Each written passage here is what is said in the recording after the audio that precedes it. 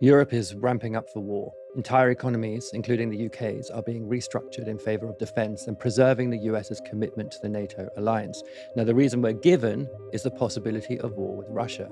But that raises the question, what would a war between Russia and Europe even look like? And would you survive it? According to Russian state TV, the answer is definitely not. Другой вариант – погрузить Британию в морскую пучину российский подводный робот-беспилотник «Посейдон». Он приближается к цели на километровой глубине со скоростью 200 км в час. Нет никакого способа остановить этот подводный дрон. Боеголовка на нем мощностью до 100 мегатонн. Взрыв этой термоядерной торпеды у берегов Британии поднимет гигантскую волну, цунами высотой до 500 метров. Такой водяной шквал является еще и носителем экстремальных доз радиации. Пройдя над Британскими островами, он превратит то, что от них, может быть, еще и останется, в радиоактивную пустыню, надолго непригодную. That clip was broadcast in May 2022, just a few months after the invasion of Ukraine, and all the UK did to deserve that 500-meter tsunami back then was offer support to Kyiv. 3 years later, and the situation is much more volatile. Fact is that Europe is facing a clear and present danger. We are at a crossroads in history today. This is not a moment for more talk. It's time to act. Russia has brought war back to Europe. And we must be prepared for the scale of war our grandparents and great-grandparents endured. Our world is more dangerous and contested now than it has been for decades. We are now operating in a space between peace and war. Sons and daughters, colleagues, veterans will all have a part to play, to build, to serve, and if necessary, to fight. And more families will know what sacrifice for our nation means. Those war preparations are now very much underway in Europe, and the UK Prime Minister Keir Starmer has moved his promise to put British boots on the ground in Ukraine to its operational phase. And Whitehall officials have told the Prime Minister the army must spend billions on weapons like off-the-shelf drones, shells, and armoured vehicles now. Meanwhile, in more recent months, the media increasingly appears to be priming the British public for war, with almost weekly reports on new threats to the UK from Russia. European countries are also getting serious about a confrontation with Russia, unveiling an €800 billion plan to rearm the continent. This frantic race for arms is a response to an apparent fracturing of the NATO alliance under US President Donald Trump, leading European leaders to believe that the US is just no longer a reliable military partner. That in turn means they may have to go it alone in a possible confrontation with Russia. Within 5 years, Danish intelligence warns, and many in European security circles believe that when it comes to that confrontation, it's just a matter of time, with a major war perhaps just around the corner. But it wouldn't take much for it to come much sooner. When international tensions are high, every action provokes a corresponding reaction. Like this from Kremlin spokesperson Dmitry Peskov, responding to Europe's rearmament plan. This is a process that we are watching closely because the EU is positioning Russia as its main adversary. This, of course, could potentially be a topic of deep concern for us, and there could be a need to take appropriate measures in response to ensure our security. When big powers get adversarial, and especially when they think of security largely in terms of offense, things can go from heightened stalemate to confrontation extremely quickly. The smallest actions can suddenly spin into world-changing consequences. And as Europe gears up its security against Russia, experts have identified 4 geographical axes where the bloc would likely fortify its defenses. There's Norway's North Cape and the Finnish border with Russia, the Polish-Belarus border to the south, the Turkish Straits, which serve as a western entry point to the Black Sea, and Russia's short border with the Baltic states, Estonia and Latvia. But the buildup of European forces at any of these locations right on the doorstep of Russian territory would likely, almost certainly, be seen as a provocation by Russia. Just imagine Russia did the same to us. We would see it as a provocation. We would freak out. And it would only take incremental heightening of tensions to raise the stakes in potentially catastrophic ways. Amongst Russia's most vulnerable neighbours, for example, are Estonia and Latvia, with easily breachable borders and significant Russian-speaking minorities. By amassing troops on those borders, Russia could quickly threaten those countries' European allies with a tit-for-tat military response. And Russia has the manpower to make good on the threat of invasion.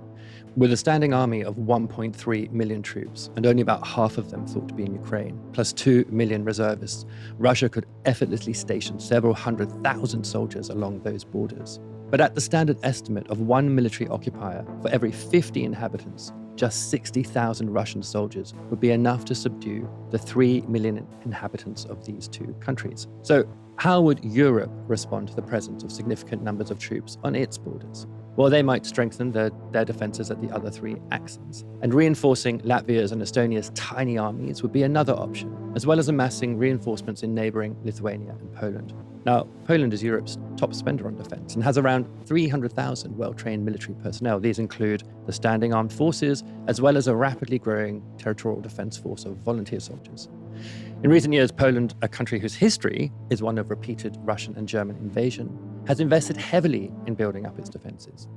Polish Prime Minister Donald Tusk has promised to continue that trend and has even called for mandatory military training for all Polish men.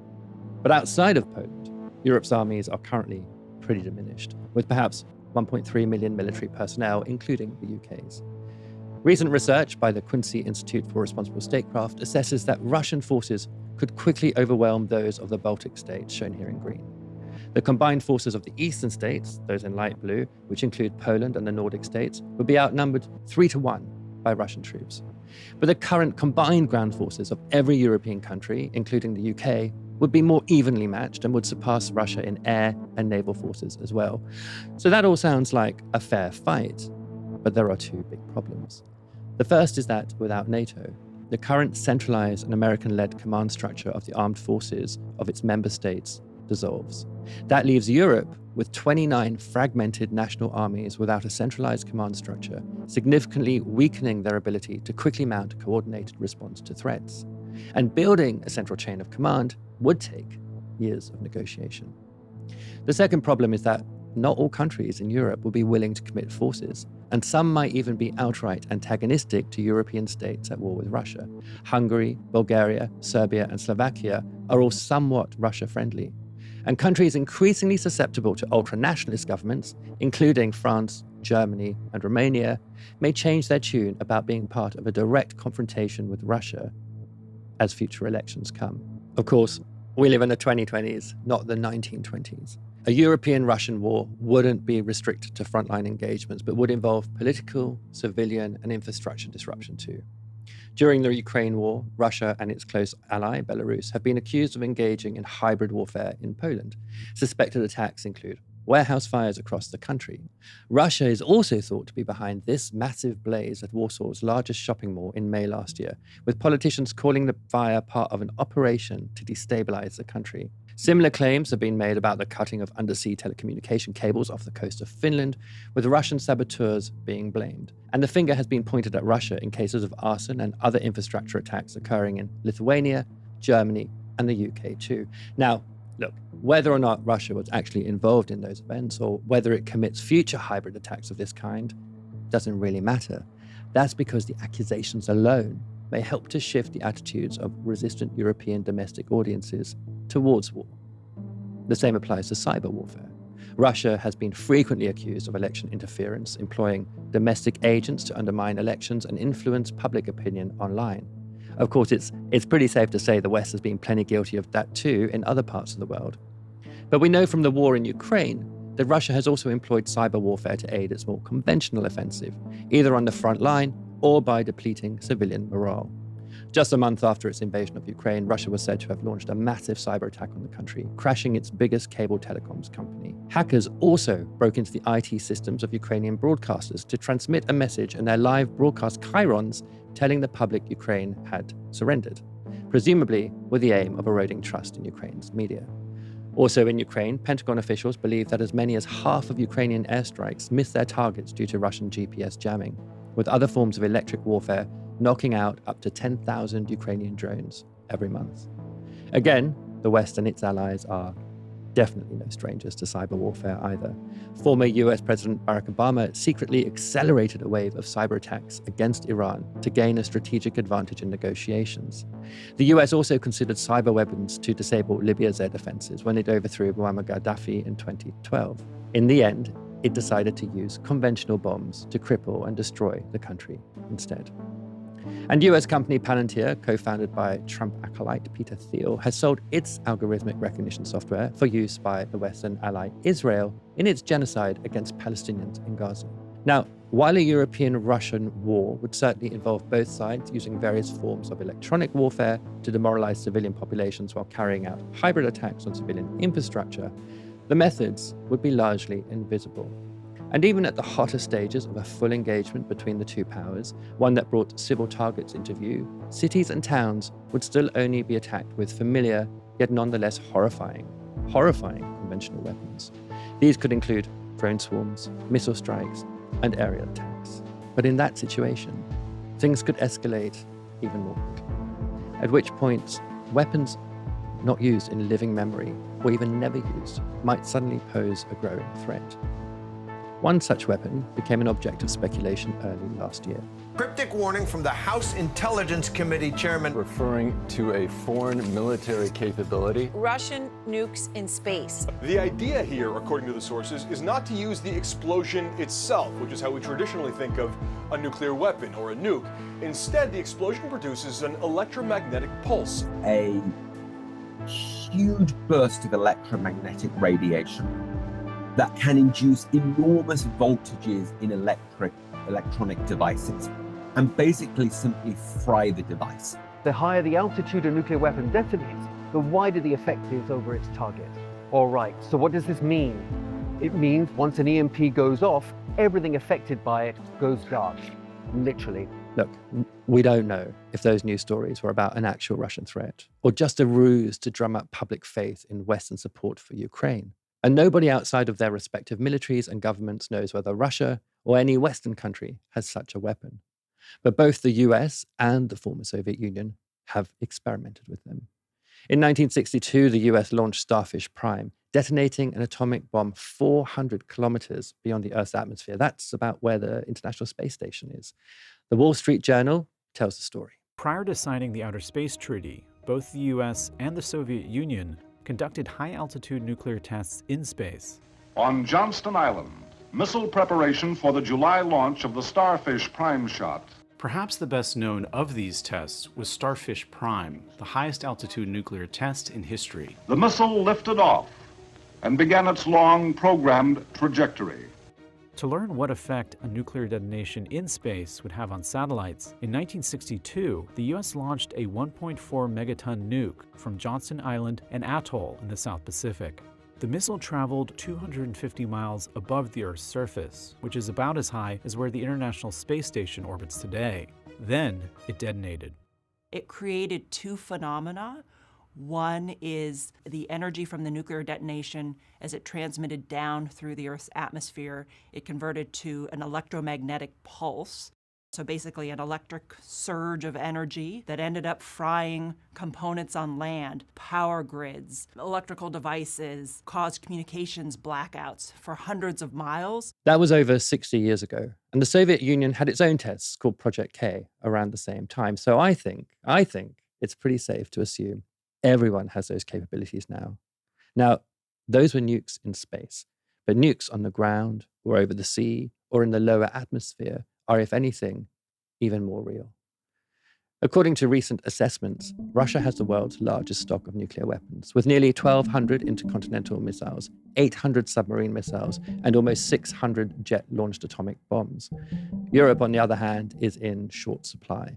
This was French President Emmanuel Macron addressing the French nation in early March. Our nuclear deterrent helps us. It is comprehensive. It is a sovereign deterrent, French from beginning to end. And since 1964, it's always played a role in preserving peace and security in Europe. The future German Chancellor has called for a strategic debate on providing that same protection from deterrent to our European allies. Whatever happens, the decision will be in the hands of the the President of the Republic and the heads of the army.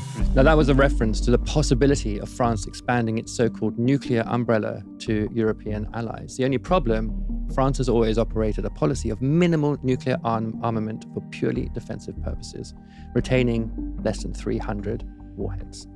Increasing the scope of the umbrella would have to mean more nuclear weapons in Europe and even more room for error.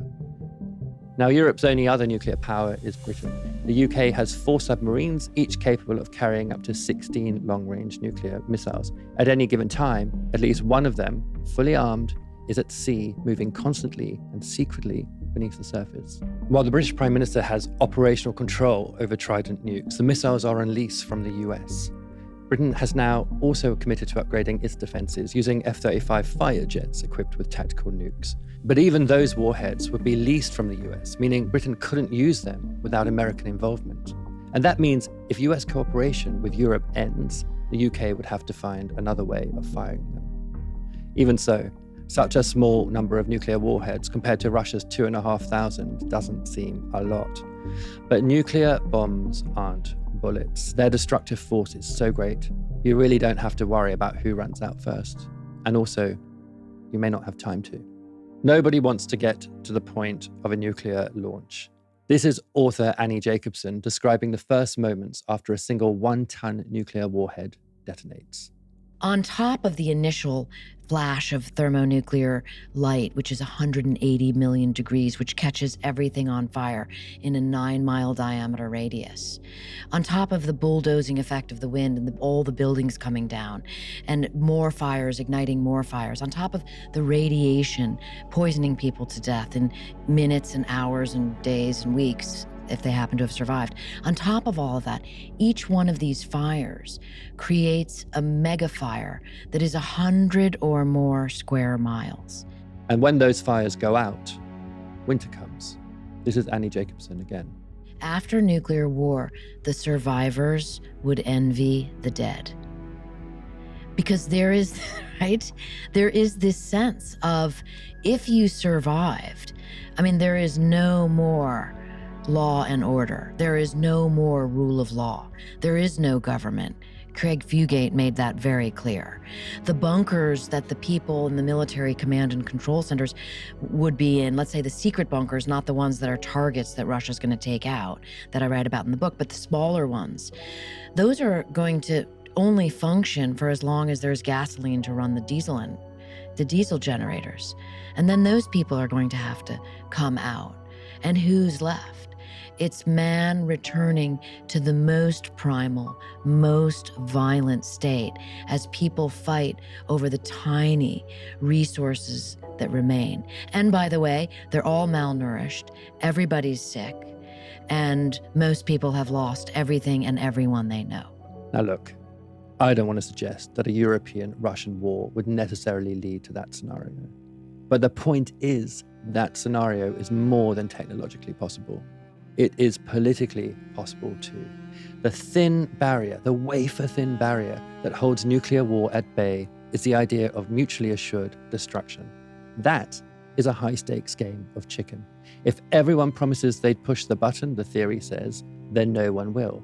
Unless, of course, someone does.